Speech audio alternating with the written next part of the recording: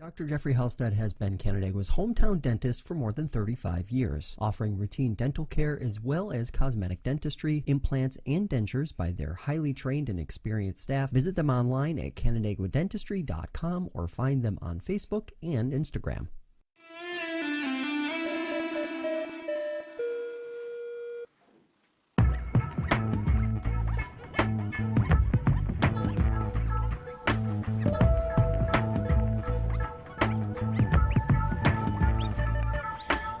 All right, everybody. Whoa, Nick with the Nick throwing me off. Fresh takes. Russo and Felice. Nick Felice is the new number one. Go ahead, Nick. All right, everybody. Welcome into Fresh Takes with Russo and Felice. I am Felice. This is Russo. That's true. It's a cold October day, but it's supposed to warm up. So Is it? on Saturday, I think. Why, Nick? Why? Because maybe the storm. Is it because of the storm? I don't know about all that. Yeah, I'm not a meteorologist, but yeah, thanks for having me. You didn't do a good job of leading the train on that one. That's, but I got the hello, everybody. All right, all right, everybody. All right. I got that down. You did. And I'm proud of you for it. When are you gonna do the Chris Russo again? I don't know, Jim. NFL, college football, maybe some playoff baseball stuff. Should the time allow for it. Let's get into it, Nick. Our biggest headline for football this week didn't even happen on the field for the NFL. Well, maybe kind of, but not really. Yeah. We have our first coaching victim, the firing of 2024, Robert Saleh, no longer the head coach of the New York We've Jets. been talking about who would be the first. Yep, and he was one of them. I think you brought him up before I did. Yeah, my final guess probably would have been Peterson, but the Jaguars did win this week. So. Yeah, I think you said Peterson. I said Sirianni. I thought Philly would just be sick of his shit. I would have thought it'd be. Yeah, but Saleh, yeah, I mean, he was up there, right? It's pretty interesting watching some of the PR stuff kind of happen right now. What did Rodgers say today? I never saw that. Yeah, he denied having a play in it, obviously, and stuff like that. Given his track record, I have a hard time believing him, obviously, right? Look, I'll start with this before turning over to you, Nick. I don't know at this point if Saleh was the right guy for the job, obviously. That being said, especially last year and even into this year, he didn't have a great deck of cards to play with, right? I don't know what the plan is with this team, right? Like I still don't think as it stands right now they make the playoffs.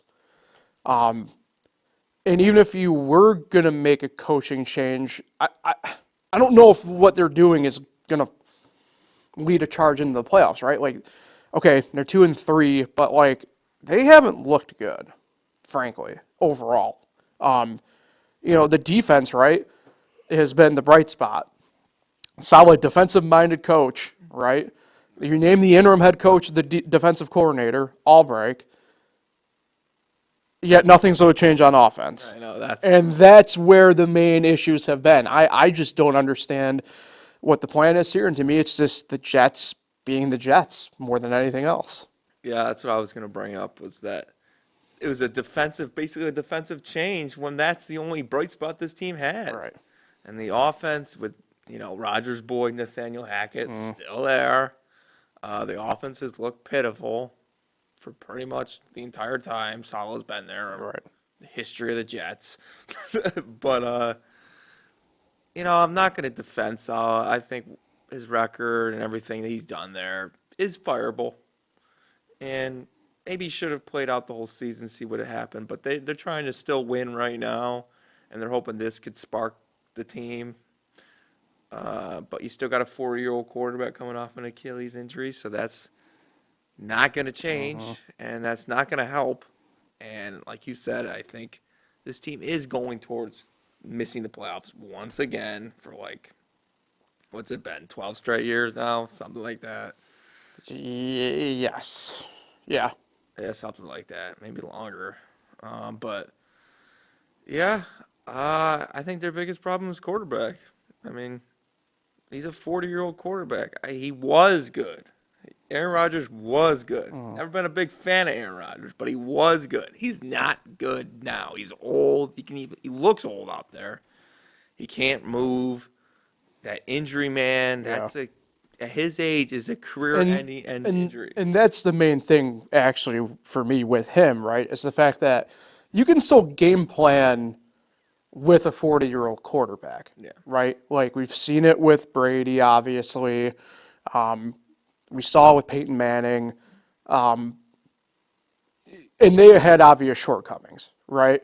But my main thing is the fact that Rodgers can't drive off his drive leg at all.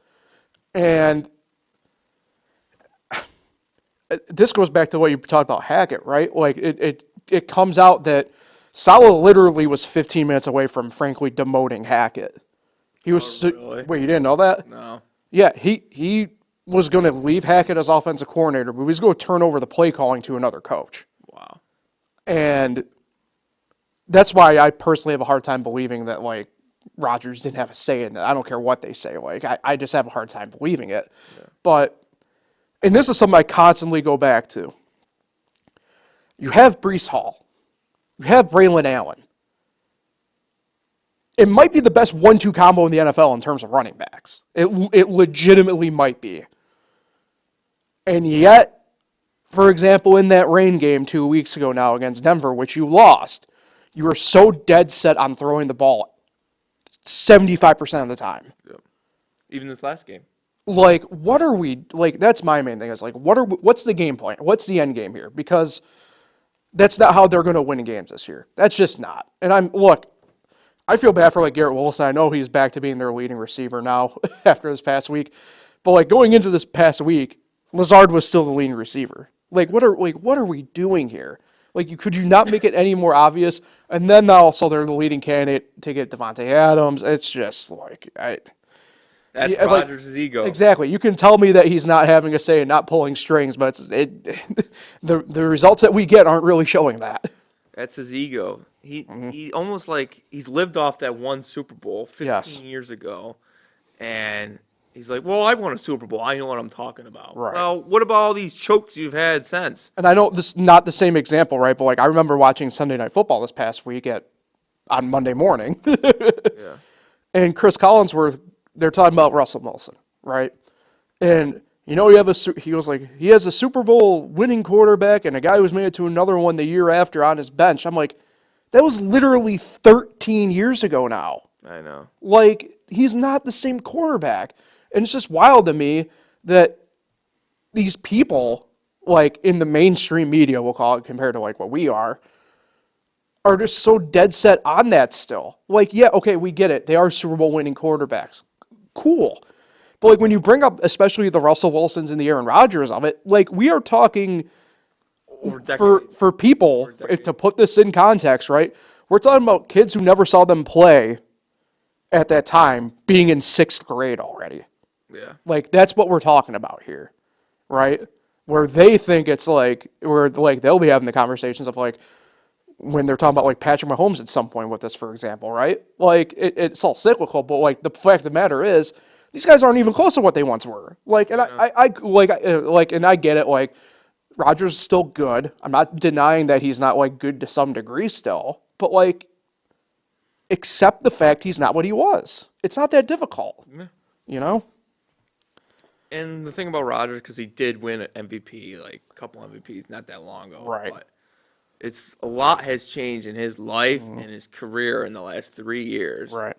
And he's just, like you said, he's not that type of player anymore. And the media just won't let it go. And they just have their people, you know? Yeah. The media has their darling.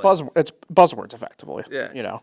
Aaron Rodgers is their guy. And Dak Prescott's up there as well. Another guy's never done anything in the playoffs. You can throw Lamar Jackson in there as well. The media loves these guys, and they can never do any wrong. And they think they're these perfect quarterbacks, and I don't know. I think it's a good move for the Jets because they still want to try to win today. They need to change something up. I personally don't think it's going to do anything. I am a big fan of the first game with the new assistant coach or the new interim. The bounce back thing, yeah. I'm a fan of that. We'll watch that out with my picks this week. But long haul, yeah, maybe they can get second place in this terrible division. But they're not going to playoffs, no. My main thing, too, with it, right, is the fact that, like, you mentioned the division. And let's play this from the hypothetical standpoint of, like, that division's playing out like we kind of thought it was actually going to play out this year. It still doesn't change the fact that they're going to probably have to leapfrog at least one other team. Yeah. Like, and I get what you're saying about... I think that division only get one playoff team. Right, and I get what you're saying about how, like, the bounce back game, for example, this week. But they're playing a very clearly better team than Buffalo, whom, I get it, has not had the best 2 weeks, the past couple weeks. But, like, on paper, Buffalo should have no problem in this game. On paper. Yeah. Like, I understand what you're saying, and I would totally get it if they were playing, say, like, maybe, like, even, like, a Pittsburgh in a way. But, like, I don't know. Yeah, football is different than the other sports because the other sports you can win on any given day. Mm-hmm. Football, you got to really go out there and win the game each week. You got to enjoy it. You got to take your wins for granted. But I could see him go out there and beat Buffalo. Where's the game? New York? It's in New York. Yeah, I mean, there's going to be a lot of questions going towards Aaron Rodgers if they look bad again and the offense still looks terrible. It's going to be a lot on. It's not going to be on that new head coach because he's just the DC, whatever. And it's going to be on a lot's going to be on Aaron Rodgers' shoulders. Yeah. At least for next week. Yeah. If they're bad again, it's not a good look. Oh, no, absolutely not. All right, let's transition over here to some other stuff happening around the NFL. We get the Bengals looking competent, only for them not to in the end. And I think maybe this plays more into like prediction stuff when we get to the picks, but I think it'd be remiss not to maybe discuss them to a certain degree here because the name that we probably didn't mention when we were talking about coaching's being fired, I think we kind of brought him up like once. And again, I don't know how much of this is actually on him, but like I feel like Zach Taylor's probably got a little bit of a warm seat going on, you know. And again, I don't think like this is very similar to the Jets. I don't know how much of this actually lies on him necessarily, but like especially like that offense, for example, like they finally found their footing this past week. It appeared, but like Zach Taylor's an offensive-minded coach. So it would be in a way a lot like how the Jets fired Saleh when clearly the problem isn't on offense. Yeah. That Bengal defense for what we thought would be at worst like a top 12 defense, they've been brutalized this year. And it's not like they're really missing too many people. No, that's one of the worst defenses in the league right now. Yeah. And they're making Burrow and his offense have to put up 30 points a game at least to just be in the conversation of winning a game. And they at least helped out my theory about Baltimore in big-time games. No. Your theory will still be there until the playoffs, and it will come true. Oh, wow. Yeah. You'll tell that the key for this weekend? Yeah, I will. I wanted to. I see it's Washington Baltimore this weekend. Big game. It is a big game. Yeah. For Washington. Zach Taylor is one of those coaches I thought sneaky could get fired this year. Yeah. And what are they, 1-4? Yeah. Yeah, not the greatest start, and they got Sunday Night Football against the G-Men this week. They do. So that's another tough game, man. It's going to be another tough one. There's no easy, like I said, there's no easy wins in this league. Unless you play the Patriots, but but the Bengals. I mean, their division's not the toughest. Either. I mean, get the Ravens. The Browns have been dreadful, and I think the Steelers they'll be around 500. So if you can shoot for around there, just above that, you should be better than the Steelers.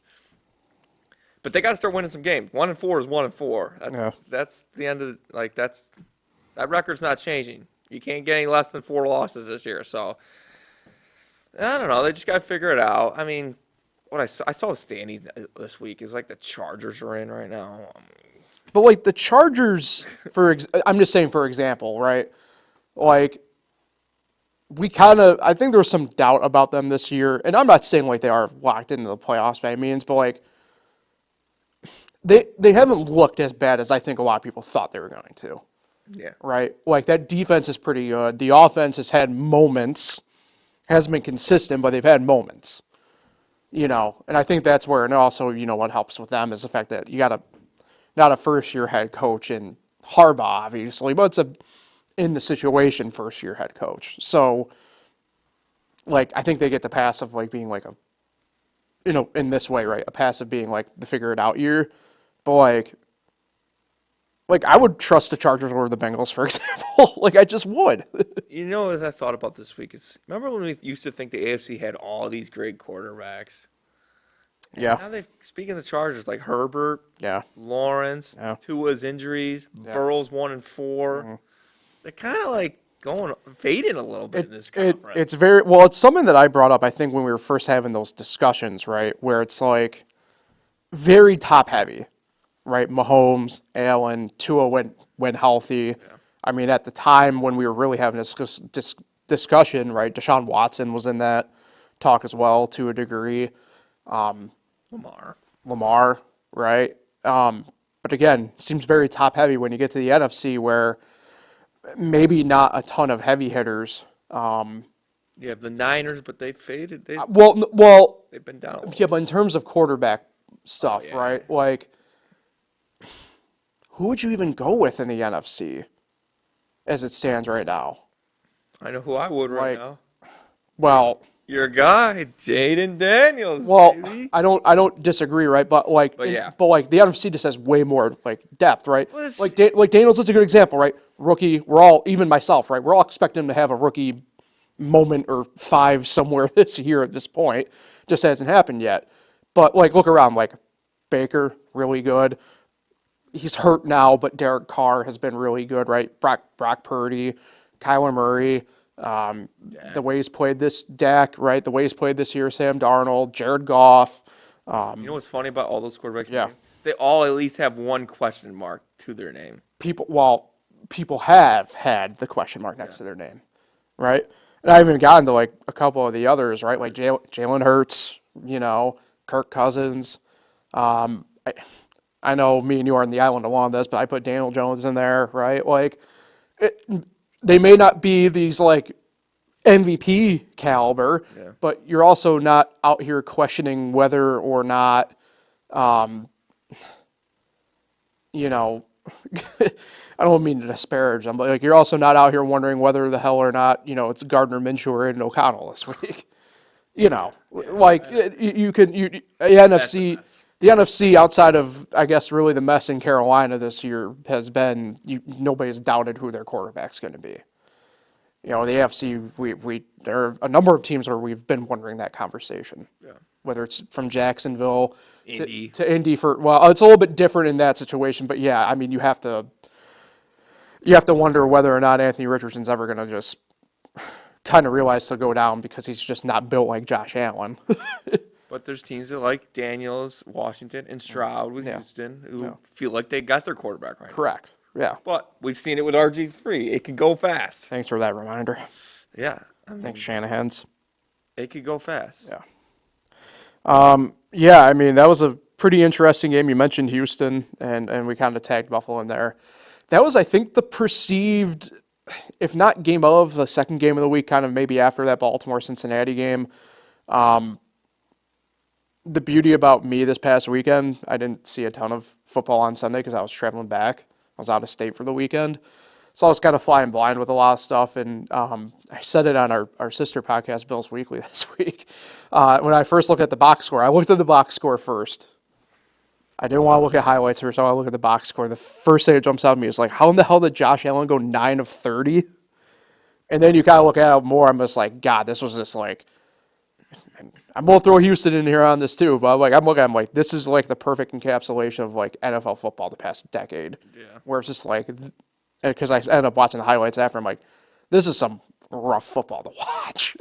and then McDermott obviously at the end kind of screws the pooch, right? Time management wise, I mean, wow. The Bills needed that game in a way, or at least to look like they were in it. And just the way it all ended, it didn't feel that way at all. Yeah. I was working a little bit Sunday too, so I didn't get to see 1 o'clock games much. So I don't know all details of this game, but I did see that Houston won, obviously. It's just when I think of this game, I think of the Bills now, 3-2. Still, Yeah. this is college terms. Still don't have a quality win on their resume. Well, yeah, I guess. The Dolphins, maybe. Well, I was leaning Cardinals, but I didn't know how we feel about that at this point. They looked good against the Rams that 1 week. But,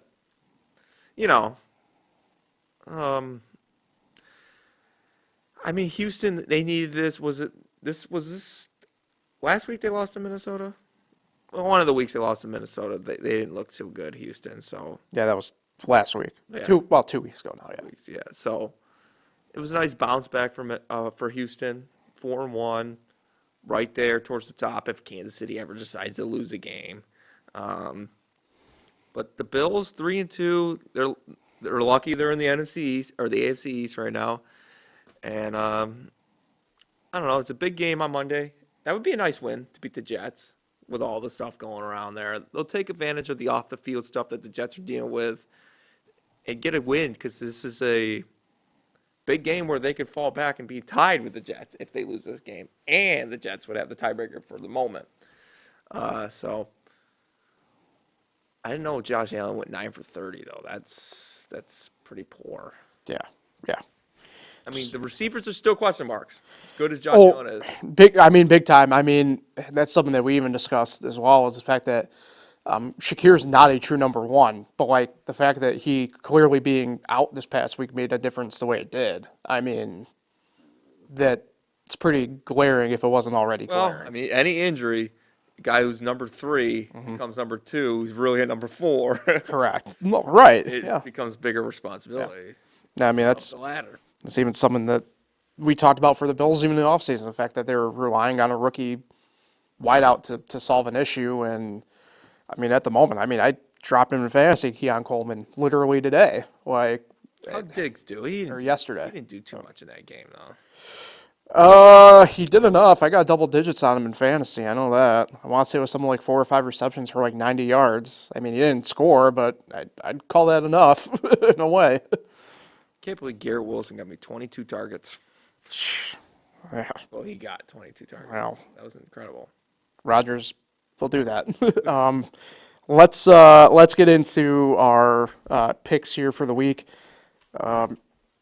So we have a tie back now in the overall standings, Nick. You beat me. I went 9-5 last week. You went 6-8. 6-8. It was a rough one for you, kid. Got the Giants wrong. I'm pretty sure. We both did, yeah. Yeah, there was a couple. San Fran, we both got wrong. Yeah. Can't get them right at all. Yeah. All right. Same as last week. We got 14 games. The 4 teams on the bye this week: Kansas City, the Rams, Dolphins, and Vikings. So our Thursday night game this week, sticking with the division foes this year so far on Thursday Night Football. Nice.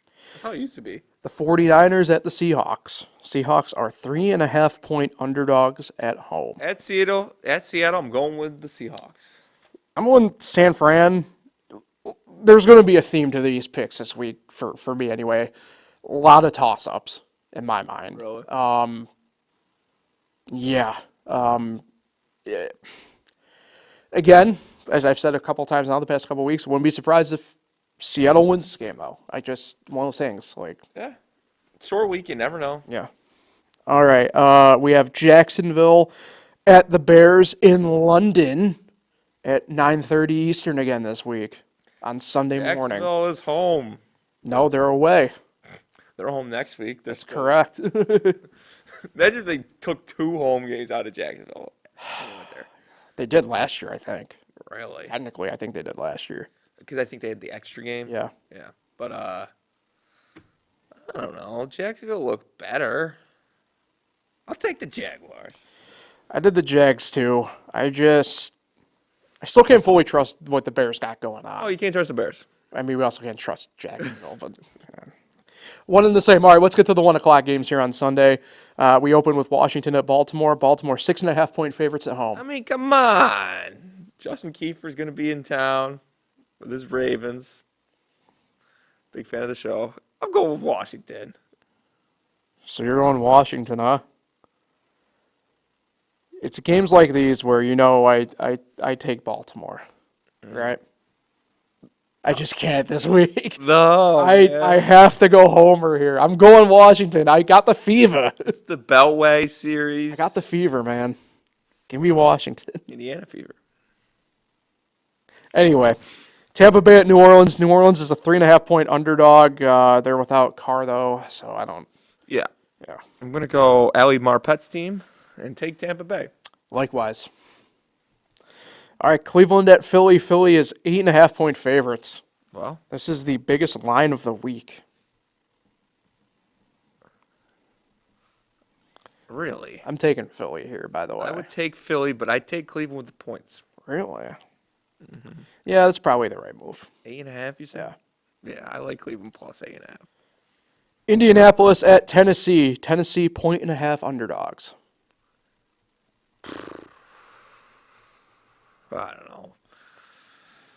Indy, I guess. That was my thoughts when I made my pick. I'm like, Indy? I literally like making my decision. I'm like, I'll go Flacco because I just can trust him. Yeah, I'm not trusting Will Levis. No.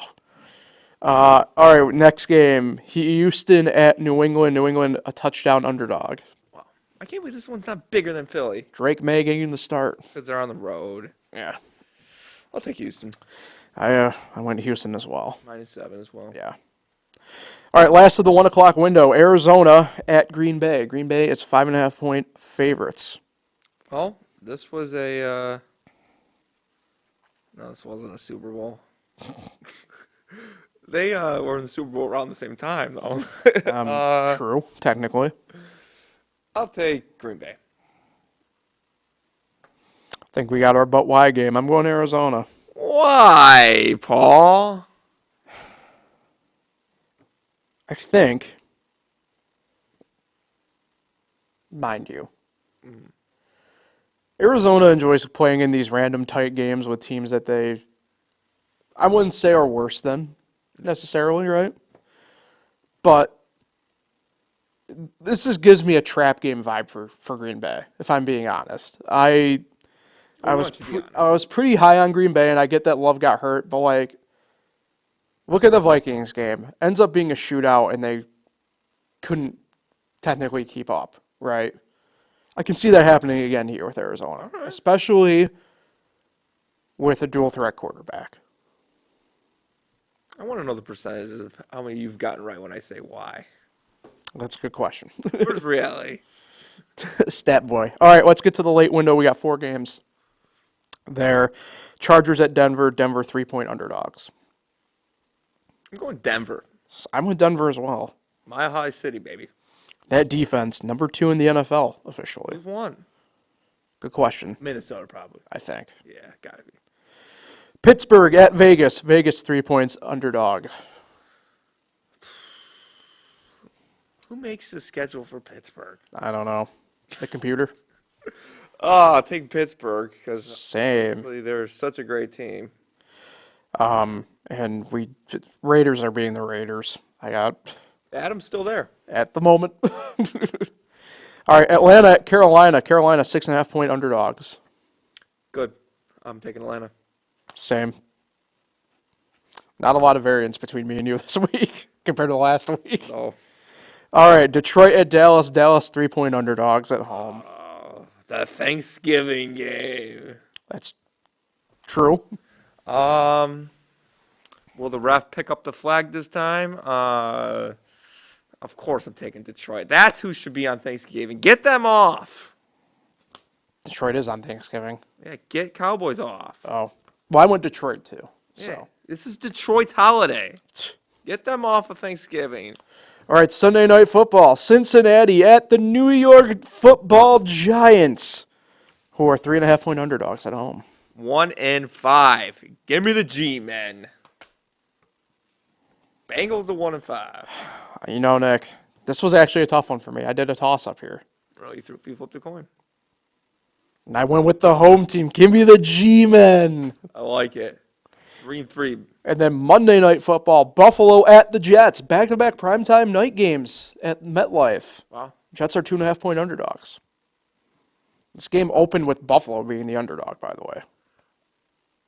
I like my theory. I'm sticking with it. Taking the Jets. And I'm going with Buffalo. I like the rebound game. You do. All right, well, let's do a few minutes on college football, Nick. Exciting game Friday night. I did not stay up for it. Well, I did. That wasn't where I was going to start because we already have people calling for the end of the Kellen DeBoer era in Tuscaloosa. That was something. Look, this is a Vanderbilt team that is not your Vanderbilt team that you lived through a couple of years ago, as I put it. This is a team that sneaky good. I didn't anticipate them doing kind of what they've been doing so far this year, but Diego Pavia, really good college quarterback, as I call it. Just pretty much dominated Alabama. Kind of caught, I think, the nation a little bit more than off guard, especially what Alabama did to Georgia the week before. It's amazing how they thought he was the man, and now he's not. Perhaps the SEC, where it just means more. Vanderbilt better than Georgia? No, but They almost beat Missouri. They got the transient win over Georgia though because of it. So They almost beat Missouri, who got destroyed by Texas A&M. yeah, there was a lot of the SEC got kind of bloodbath, but it was a bloodbath in all of college football this week. I mean, USC got upset by Minnesota. That was another one that stuck out to me that Miami I should have saw. lost again. To Cal, Michigan, right? They lose to Washington. I mean, Good. well, but it's just one of those things where it kind of became a bloodbath this week, and I think it was 5 of the top 10 lost, and if it is one of those things where the only reason why more didn't lose was because 3 of them were also on bye this past week. So you couldn't, if you're a college football fan, right, couldn't ask for a better week in terms of just pure entertainment value. Pittsburgh's ranked now. Yeah. Notre Dame luckily didn't play, so they got to move up. See? What are they, 12, 11? Yeah. Something like that now. So they're right back in the mix.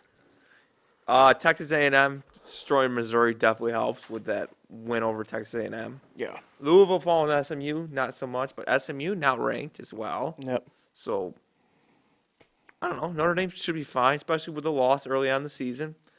Still not a believer in Riley Leonard to lead us to the promised land, but we will see what happens. Yeah. Big game this week against Stanford. Syracuse's lone loss, so we'll try to get them back for you guys. Get those trees.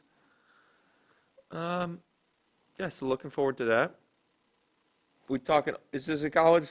Is this just Division I or? Well, we can transition over here in a second because, as you mentioned, Friday night, Syracuse in Vegas against UNLV go to overtime, and if LaQuinn Allen, welcome to the national spotlight for Syracuse this week. Yeah. It's a pretty big win. Now Syracuse has NC State and NC State Saturday night. They've actually flipped from being the underdog technically at Open to being about a touchdown favorite on a lot of books. A lot of that has to do with Grayson McCall being hurt. But, I mean, that was the one game everybody kind of figured would be the start of the Syracuse whatever this year. And this would be a pretty big win to go into that second and final off week for the Orange coming up. Yeah. So This would put them to 5-1 if they win. What are they now? yeah, they're 4-1. Yeah. Be pretty big. Yeah, we don't normally do it, but like you were at wound up being a pretty big Division III game by the end of the weekend. What about Division II again? Well, they got their first win of the year. We don't want to fully discuss that. Yeah. Hobart. That's pretty big. I don't know. I mean, I do, but I don't know what it fully means for them for the Division III, playoff implications. But Ithaca takes a pretty big ding in their quest to go back. Yeah. That's for sure. We didn't know how good Ithaca was because they were 1-2, but 2 of the losses against ranked teams. Correct. But And you can still get in with 2 losses in D3, but now 3 is Three. tough. And they had not lost a Liberty League game in 3 seasons. Yeah. And it was their first loss to Hobart since 2016. Only the 6th time they ever lost to them ever. So it was a good win for Hobart. It's only a 6-game conference schedule to close out the regular season. So they're 1-0 now in the conference play. If they can win out, get to 6-0 in the conference with only 1 loss, they should be in the playoffs. Yeah. Yeah, Division 3 is always kind of fun to keep an eye on just because, I mean, you got a lot of the usual suspects out in the Midwest, quote unquote. And it's interesting kind of watching everything kind of shape out. I mean, there's never a ton of talk about realignment outside of Division 1. But D2 and D3 have been dealing with a lot of that for what I would call completely different financial reasons than Division 1.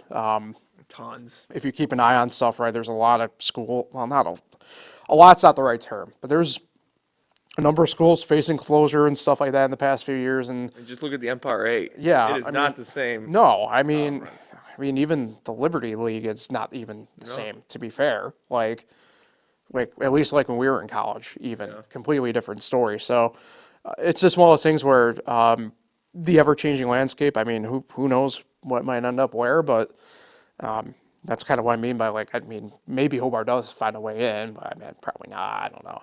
We'll see. Yeah. About to say it's not like not to be that guy, but in Division 3, I mean, even I hold to it at this point. Like, just tell me whether or not Whitewater or Mount Union get knocked out, and then I'll start really fully. You got to be that guy, huh? My bad. Used to it at this point. What are these picks? Yeah, so both rough. Well, you had the rougher week again this week. You went 1-4 this week on the head-to-head, on the straight-up pick rather. So you're 22-7. I moved to 17-15 after a 3-2 week. So we both lost at Missouri. Your only win was Ole Miss, I believe it was. So you took Air Force for some reason. Man. You gotta tell me about why you still think Air Force was the move there. Well, I don't know. Okay. Good talk. All right. 5 games this week. 3 of them head-to-head ranked opponents against each other. Wow. Let's get into the first one, though. Pretty big conference one against 2 teams that aren't ranked. You could make the case one of them should be. That being Washington at Iowa. Iowa 2.5-point favorites at home. Iowa's good. Taking Iowa. Oh, you are? Mm-hmm. I'm on Washington. They impressed you last week against Michigan? Yeah, and also Iowa's offense is, again, Is Kalen DeBoer the coach? No. It's the Kirk Ferentz still. Iowa's offense just bad. Again, not a surprise. So, in theory, it's going to be low scoring. I'll just take the points. I know it's not a full 3. It'll be like 12 to 10. Yeah. All right, here we go. First of the ranked versus ranked. The Red River Rivalry. Number 1, Texas. Technically the away team this year against number 18 Oklahoma. This game being played at the Cotton Bowl. Oklahoma 14.5-point underdogs. Good. I'm taking Texas. So obviously, since I pick against the spread, I'm on Oklahoma here. Whoa, you've been not a big Oklahoma fan. No, but in this game, I don't think it matters. If you're gonna give me 2 touchdowns in the bag, I'm gonna go ahead and do that.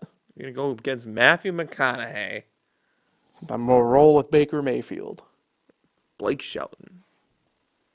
Yes. Kyler Murray.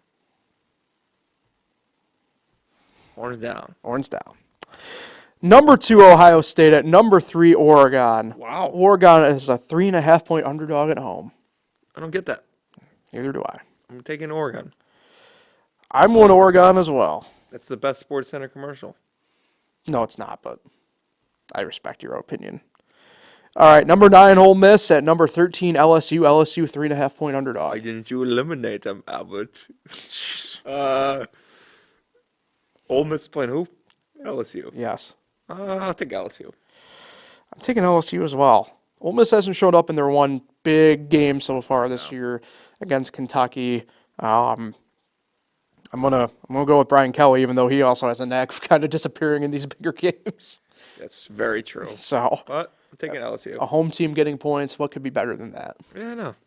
And our last game, number 18, Kansas State at unranked Colorado. Ooh. Colorado 4.5-point underdogs at home, rather. Something I don't usually do on this program. I'm going to take Colorado. Oh God, I don't think I've ever picked Colorado probably not. ever. So why not this week? I'm rolling Kansas State. Feel pretty confident in that one. We'll see right. though. We'll see. I mean, I thought UCF was going to get Colorado, and they did not. Yeah, And they didn't. actually, since then, I mean, even then, UCF lost to Florida, so maybe we had them a bit overhyped. So who knows? How's But the time? those How's are your our time picks. doing? You got to get out of here? Yeah, I think we can probably start tightening this up a little bit. Do a minute though on the playoffs so far. Nothing officially settled yet for the championship series, but Padres are up 2-1 on the Dodgers. Mets are up 2-1 on the Phillies. The ALDSs are both locked up at 1-1 each still. No surprises?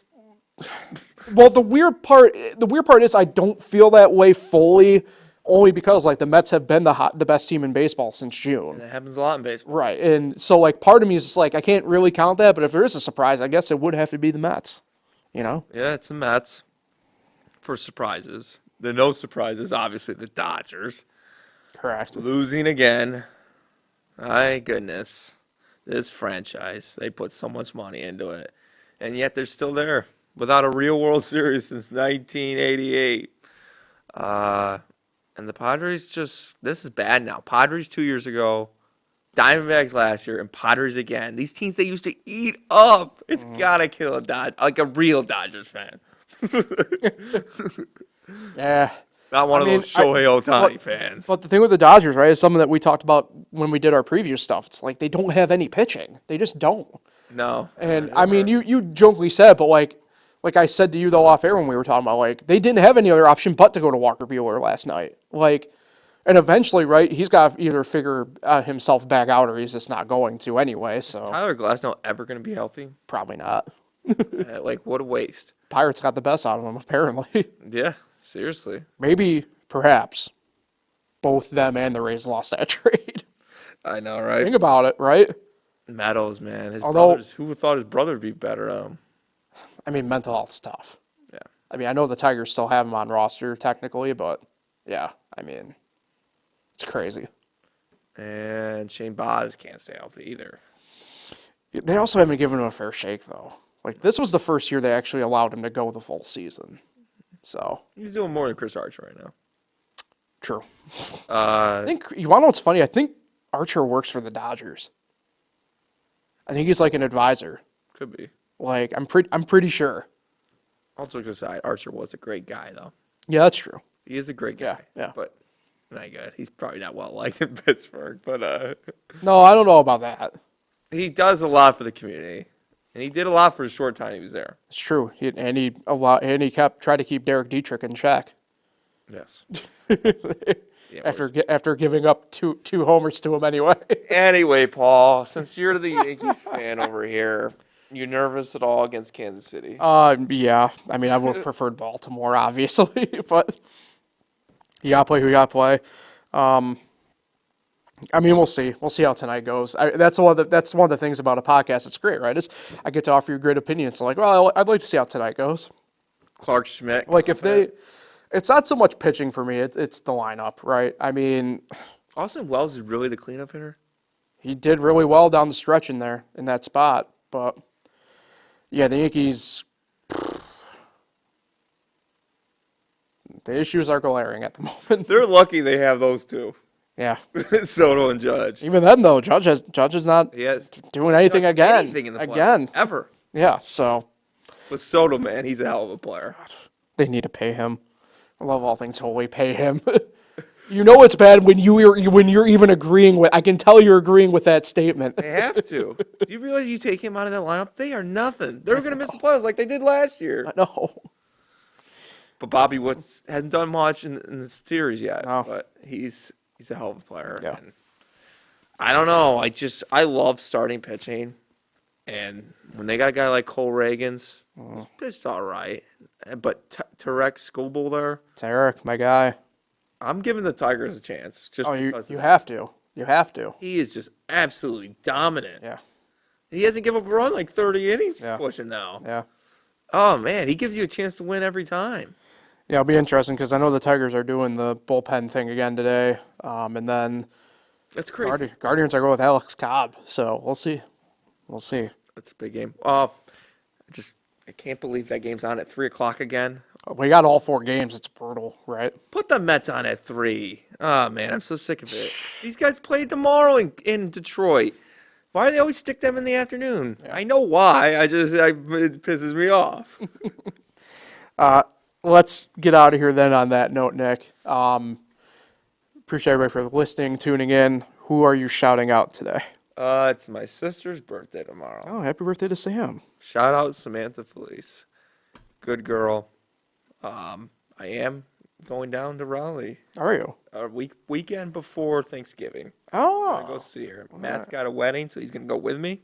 Well, it's his trip, and I'm gonna go with him, but I'm gonna gotcha. be with Samantha. Sure, right, yeah.